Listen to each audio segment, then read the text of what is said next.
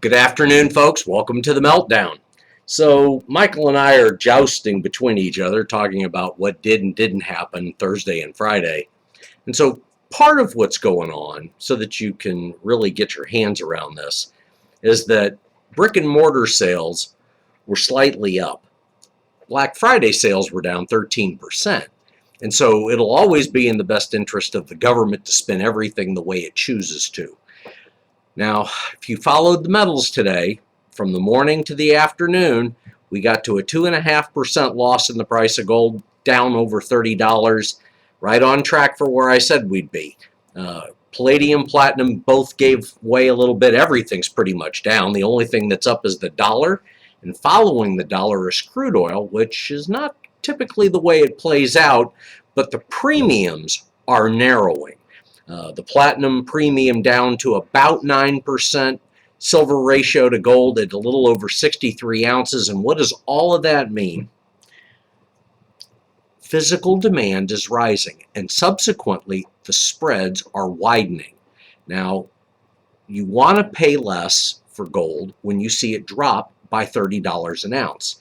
And if you're buying your typical 1-ounce gold bullion coin, congratulations, you made headway today. If you're in the futures market and you were shorting, you made headway.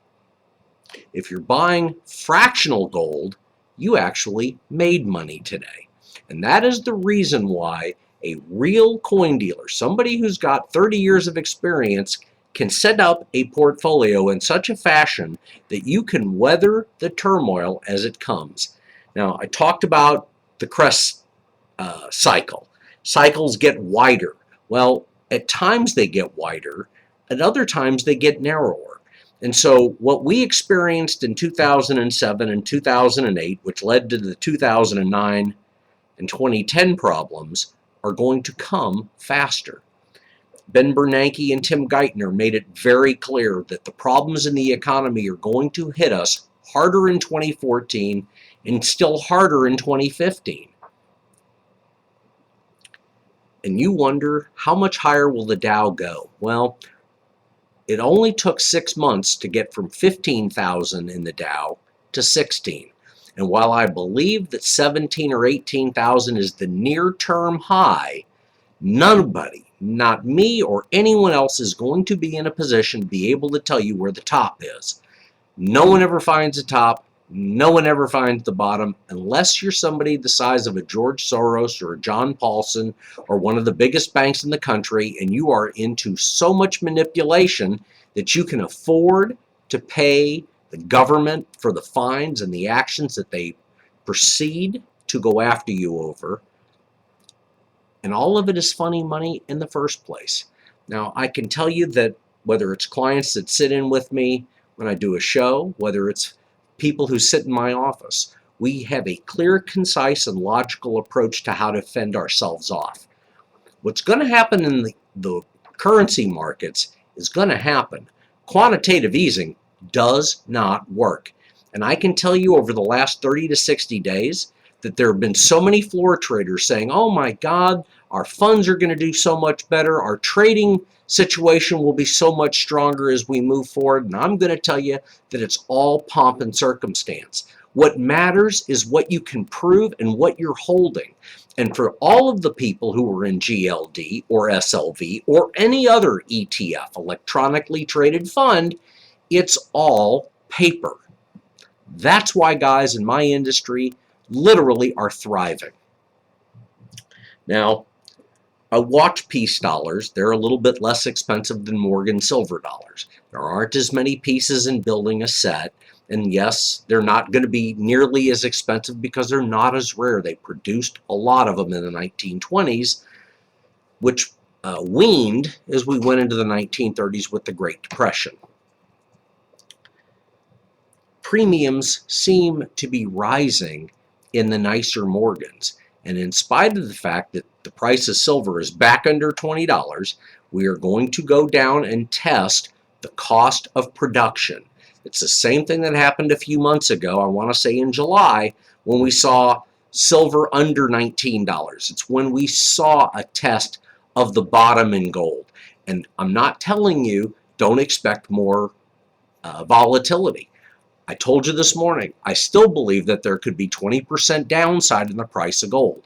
Where the real money runs, and that's what I've tried to reiterate the past couple of weeks, is that super rare everything appreciates. Doesn't matter whether you're looking at art or jewelry or diamonds. It doesn't matter if you're looking at a rare coin. More demand by the haves. And folks, I don't mean this as literally as it's going to come out, but the haves get stronger during quantitative easing. People with money find ways of leveraging it for the other deals that they can take advantage of.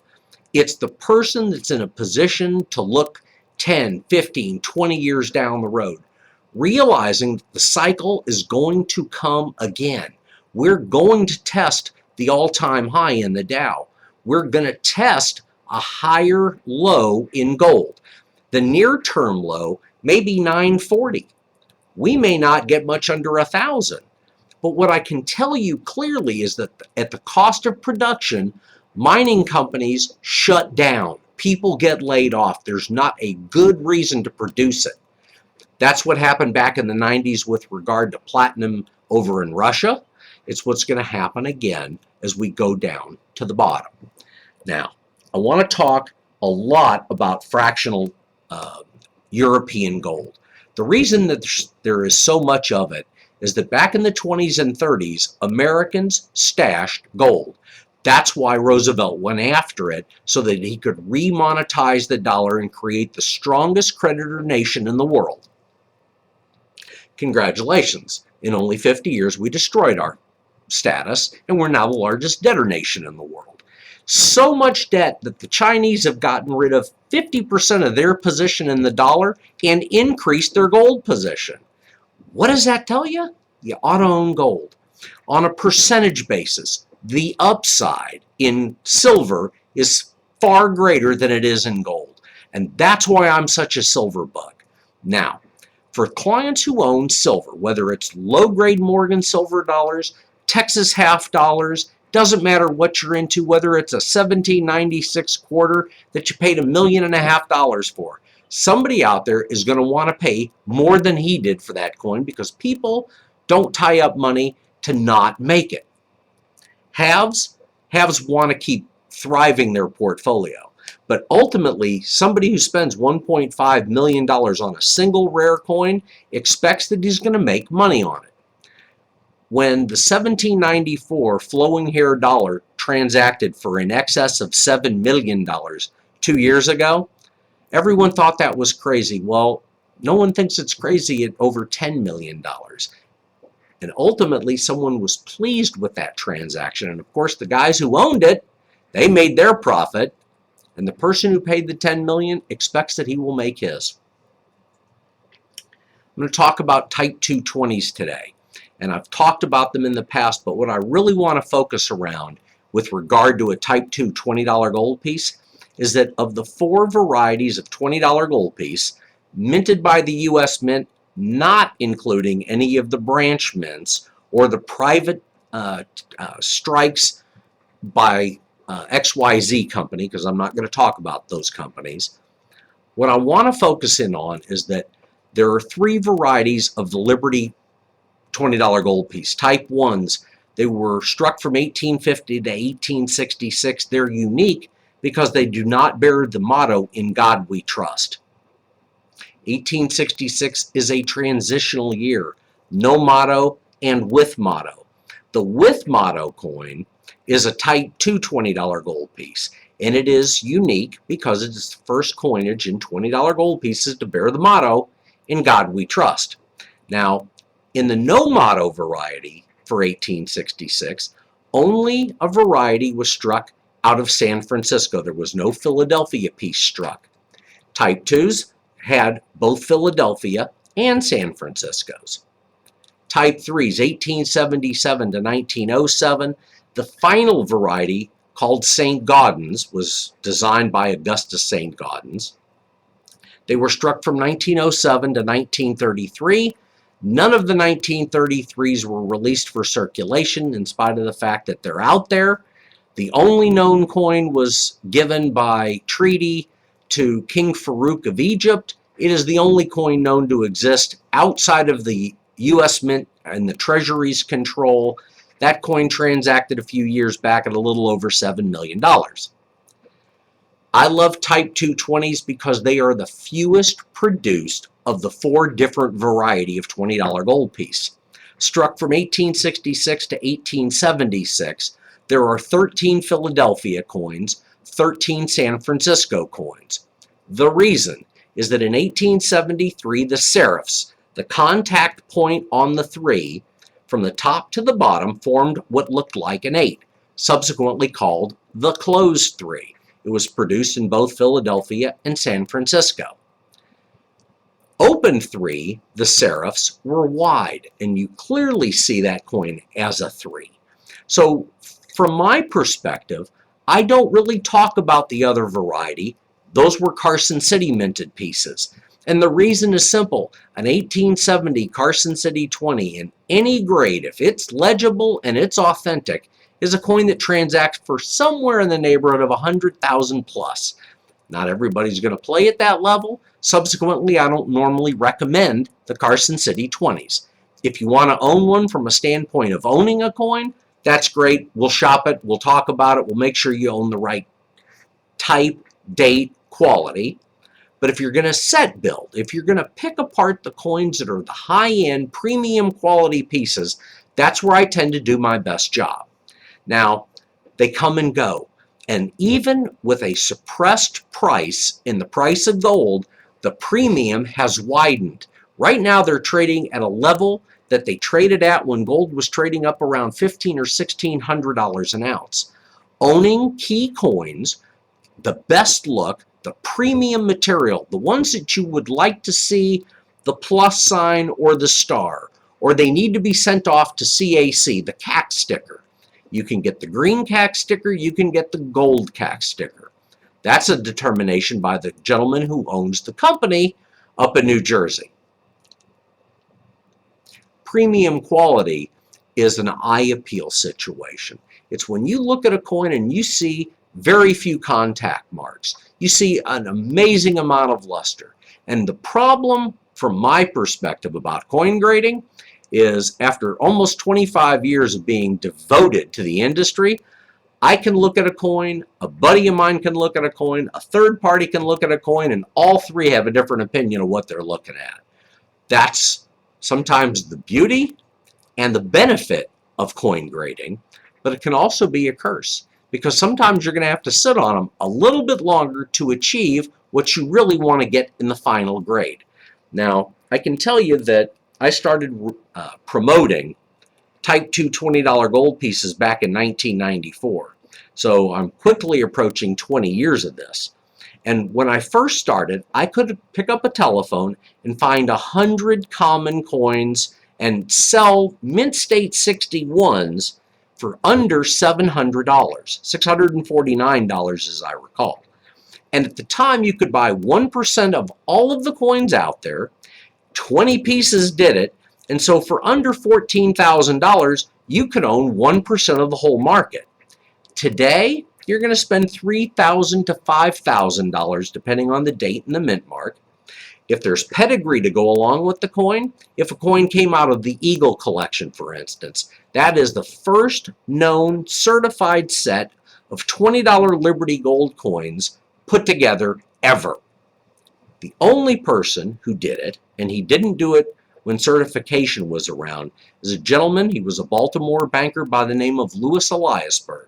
When he completed his collection in 1950, Mr. Eliasberg owned one specimen of every example ever struck by the U.S. Mint and or the private companies that were striking. Even the collection, the national collection, doesn't have a complete set of $20 gold pieces. So when in 1998 and 1999, I put the set together, worked with a customer, we put together 150 pieces. Those are all of the BU coins, the mint state coins. Yes, they were circulated in some cases. Others were uncirculated.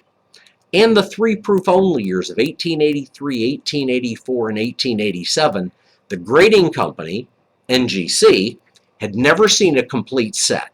I called to check in and see how the grading was going, and when I happened to call, at the time, the president of the company, Mark Salzberg, was in the grading room, and you could hear cheering because of a coin that had just been upgraded. There's lots of $20 gold pieces. And frankly, anybody who's got the wherewithal could step into the market and buy lots of gold today. What he couldn't do is acquire 100 Type 2 $20 gold pieces that have been third-party graded in AU or above condition. It's a different market. And that's the difference. When I talk to folks, whether I'm doing a podcast or face-to-face, I'm looking for the coins that have fundamental reasons to appreciate in value, because nobody gets into the coin market or any other investment to lose money. It's always about preserving wealth and looking at how you can move forward and not blow yourself up in the same time. Now, 13 coins Philadelphia, 13 coins San Francisco. If you don't have the time and the wherewithal to build the complete set, pick out the key pieces. Look for the coins that have that premium quality look. Folks, this is a job where somebody who understands the market gets involved and somebody who goes online and starts shopping. It is a major difference to look at a coin that is very high end, and you look at a coin that's $150, or you look at the other one that same date, same mint mark, same denomination, same grading company, and one sells for $1,000 and the other one sells for $200. It doesn't mean that the $200 coin is the value.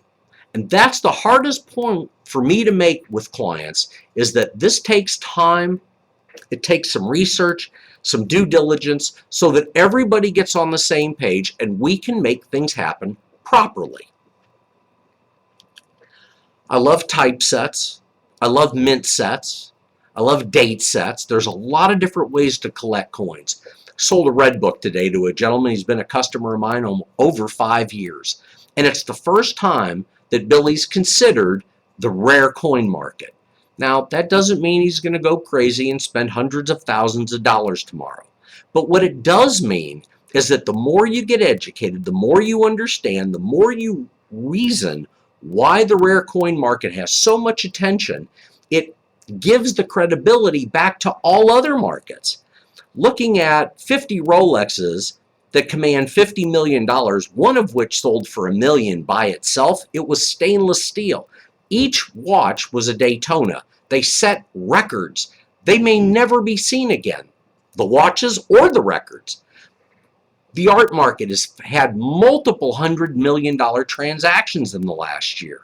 And from my perspective, that's what I want to see. I want to see the real estate market recover, but not at the expense of the global economy. That's where we're headed. That's why we do this. Folks, if you've got the opportunity and you can sit with me, I'd love to be able to sit with notes and we'll talk about whatever you'd like to talk about. You can reach me 281-548-2646. That's 281-548-2646. Hit option 0. You can call toll free outside of the Houston market. That's 877-705-2646. Email me anytime, Brett, B-R-E-T-T, @thegoldexchange.net. Now, folks, got a lot going on. Got about 20 minutes to the top of the hour. I'll be here for another couple of hours. Please feel free to call me, email me. I'll respond. I'll be out of the office tomorrow, but I'd look forward to the opportunity to buy, sell, or trade with you in any way you'd like to do it. I never want to get off air without thanking Texas Children's Hospital, both the Downs Clinic and the Ronald McDonald House. If you visit themeltdown.com, you can click on the donation link to the Downs Clinic. Dr. Ostermeyer and her staff are located south of the Fannin campus now at the Myers Center. Appreciate all of her effort. And of course, the Ronald McDonald House inside Texas Children's, there are 20 rooms. Somewhere between probably 30 and 60 people a night could use a hot meal. If you can provide the hot meal, please call 832-824-8600. That's 832-824-8600. Nancy Allen and her staff will be more than happy to help accommodate you. Any tithes or donations you make are totally anonymous to me. I don't ask for it. They don't provide it.